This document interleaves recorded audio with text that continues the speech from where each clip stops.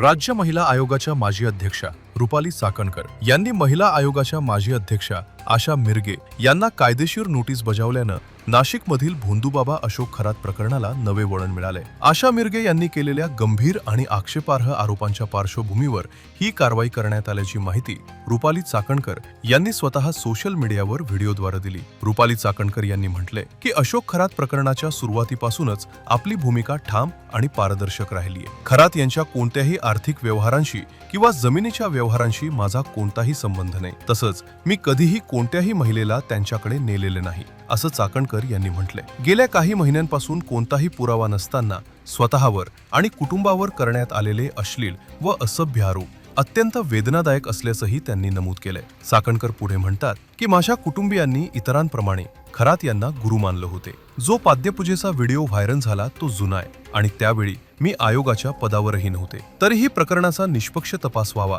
म्हणून मी माझ्या पदांचा राजीनामा दिला। त्यांनी आरोप केला की काही लोकांनी कृत्रिम बुद्धिमत्ता वापरून खोटे व्हिडिओ तयार करून बदनामी करण्याचा प्रयत्न केला, त्यामुळे आता ही लढाई कायद्याच्या चौकटीतून लढण्याचा निर्णय घेतल्याचं त्यांनी सांगितले। आशा मिरगे यांना 4 एप्रिल रोजी पहिली नोटीस पाठवण्यात आली होती, मात्र ती स्वीकारण्यात आली नाही। पोस्टाद्वारे 3 वेळा नोटीस पाठवूनही प्रतिसाद न मिळाल्यानं अखेर माझगाव न्यायालयात फौजदारी तक्रार दाखल करण्यात आली। न्यायालयानं या प्रकरणाची दखल घेत आशा मिरगे यांना 2 जुलै 2026 रोजी सकाळी 11 वाजता न्यायालयात हजर राहण्याचे आदेश दिले। दरम्यान आशा मिरगे यांनी माध्यमांशी बोलताना रुपाली चाकणकर यांच्यावर गंभीर आरोप केले होते। त्यांनी असा दावा केला होता की चाकणकर अनेक महिलांना अशोक खरात यांच्याकडे घेऊन जात होत्या, तसंच काही आर्थिक व्यवहारांमध्ये त्यांचा सहभाग असल्याचा आरोपही त्यांनी केला होता। या सर्व आरोपांचं खंडन करत रुपाली चाकणकर यांनी सांगितले की हा लढा केवळ माझ्यासाठी नसून स्त्रीच्या सन्मानासाठी आहे। कोणत्याही महिलेच्या चारित्र्यावर विनाकारण शिंतोडे उडवले जाऊ नयेत,